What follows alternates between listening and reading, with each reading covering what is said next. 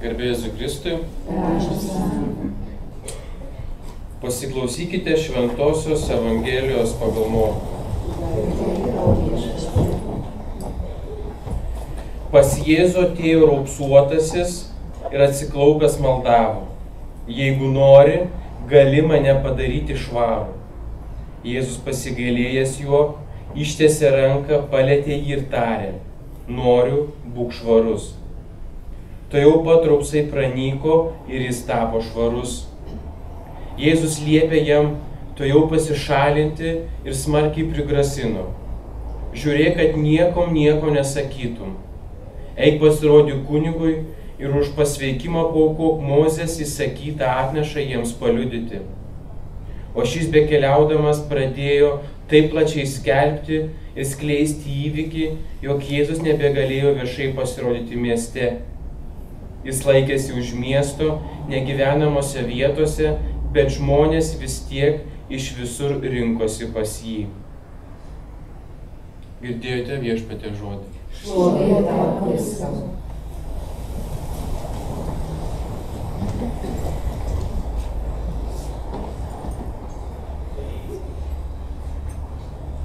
Jei nori, gali mane padaryti švarų. Noriu, būk švarus. Dialogas tarp Jėzaus ir raupsuotojo. Pas Jėzų rinkdavosi visi.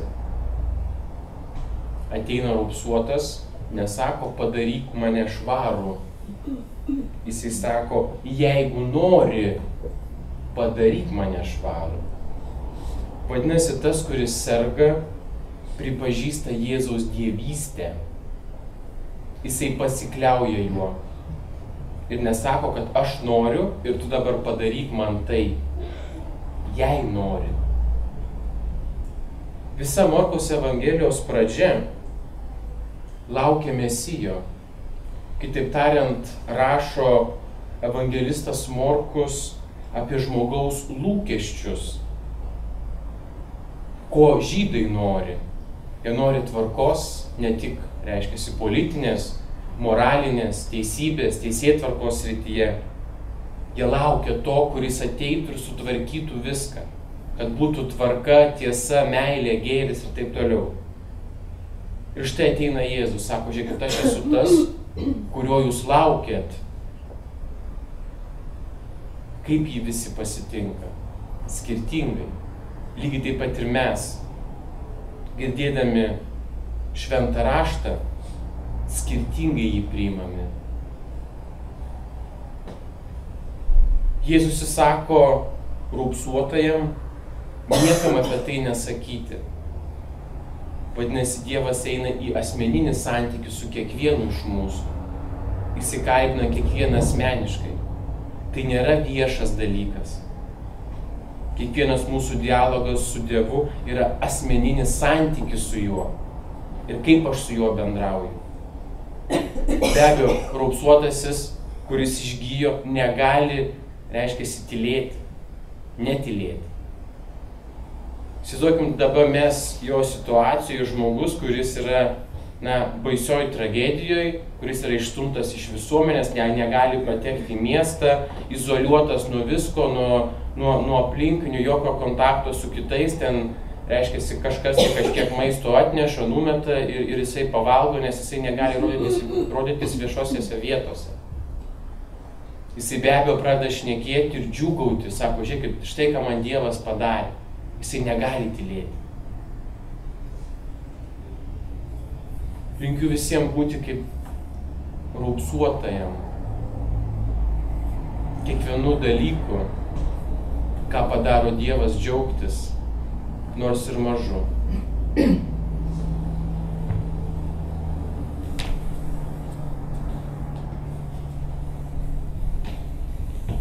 Garbė Jėzui Kristui. Ačiū Ryčiui už komentarą, už įžvalgas padarytas. Dabar tiesiog pasiklausykime, kokias įžvalgas mums teikia žodis tarp mūsų. Jėzus pasigailėjęs jo, ištiesė ranką, palietė jį.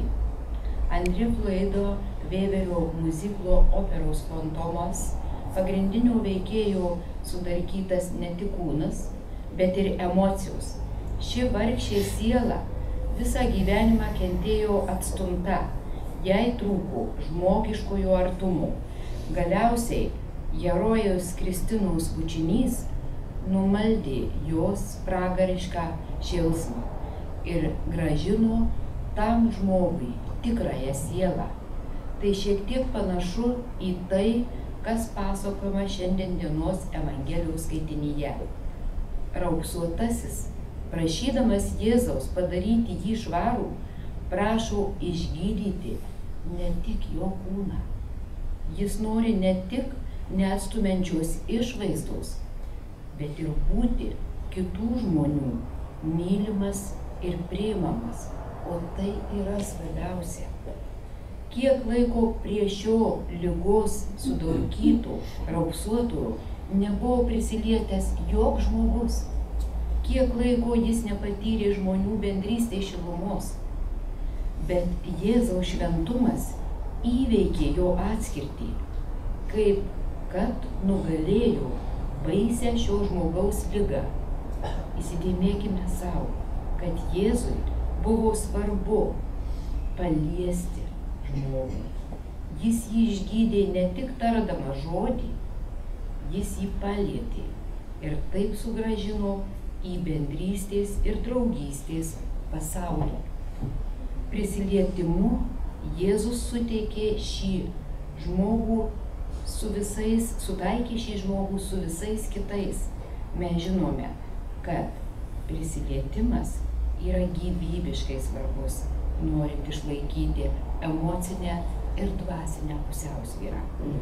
Kūdikis tik tada gerai jaučiasi, kai mama jį glaudžia, nešioja, sūpuoja.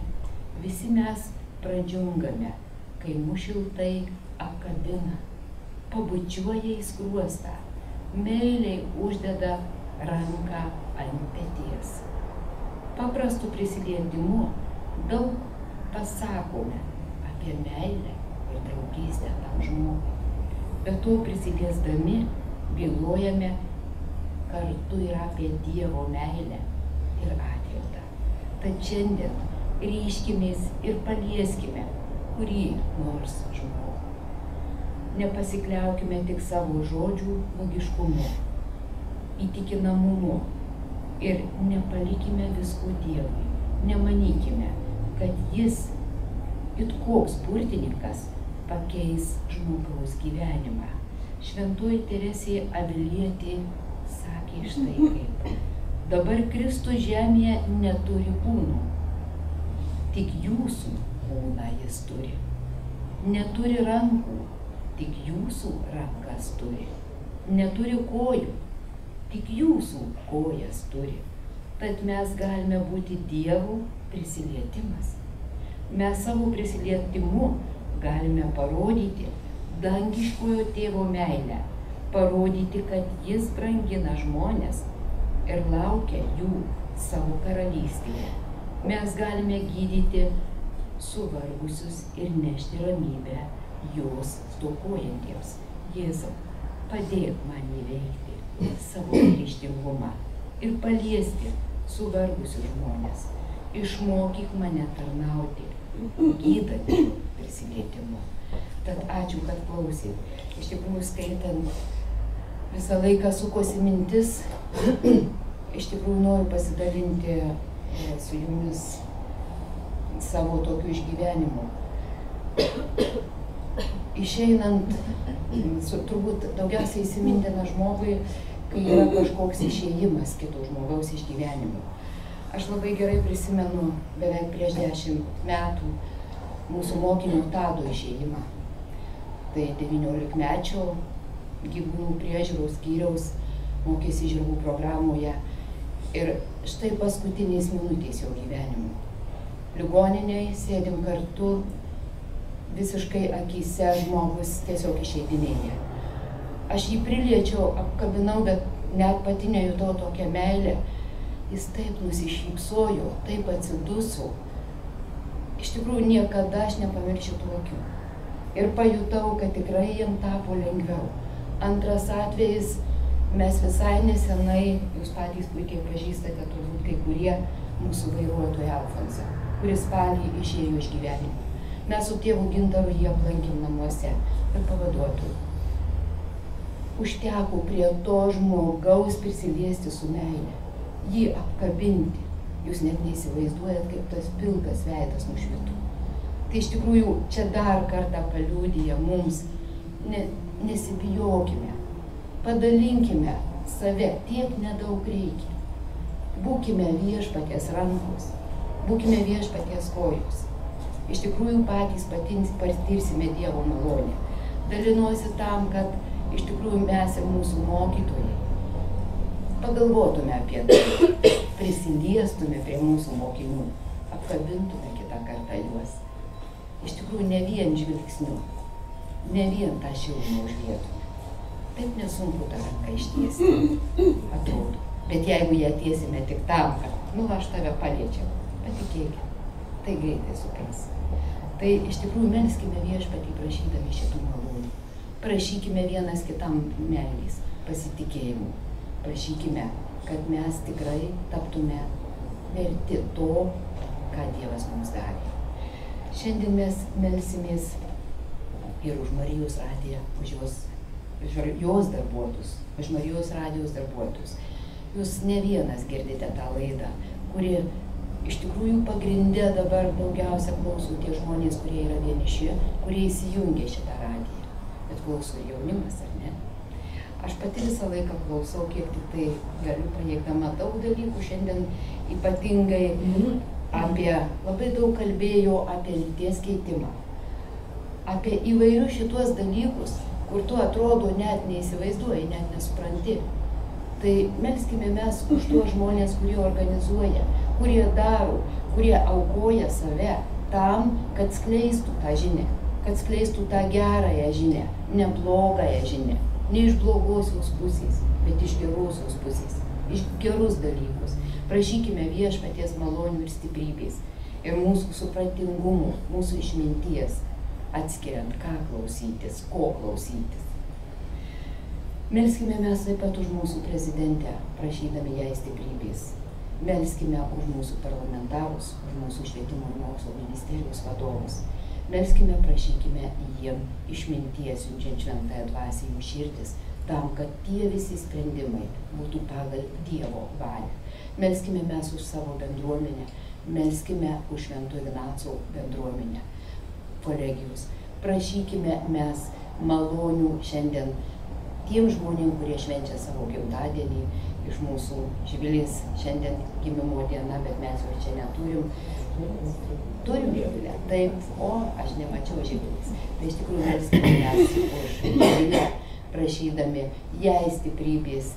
Aš galvau, kad ne, kažkaip nespėjau ateiti. Jai stiprybės, prašydami jo šeimai, jos artimiesiems.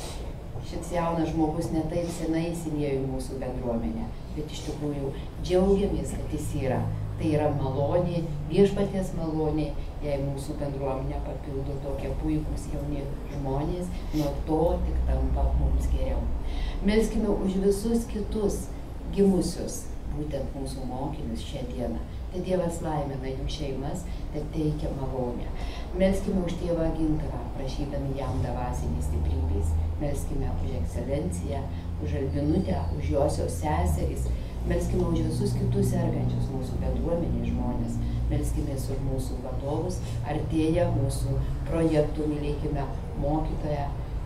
Į pabaigą, būtent tą savaitę, prašykime stiprybės, supratingumo, kad mes suvoktume, dėl ko mes tą darome ir kad mūsų mokiniai pajustų, kad tai yra daroma būtent tam, kad suteikti mums išminties elgtis bet kuriuose situacijose pagal viešpaties valią, o ne pagal savo ribotą mąstymą kitą kartą.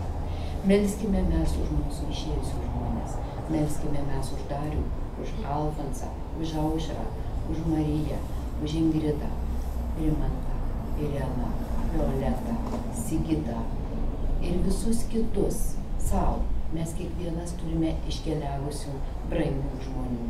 Aplankykime juos savo mintimis, kas mums buvo brangu. Prašykime Marijos globos jų sieloms ir užtarimų mūsų reikaluose pas Viešpatį. Kviečiu bendrai maldą.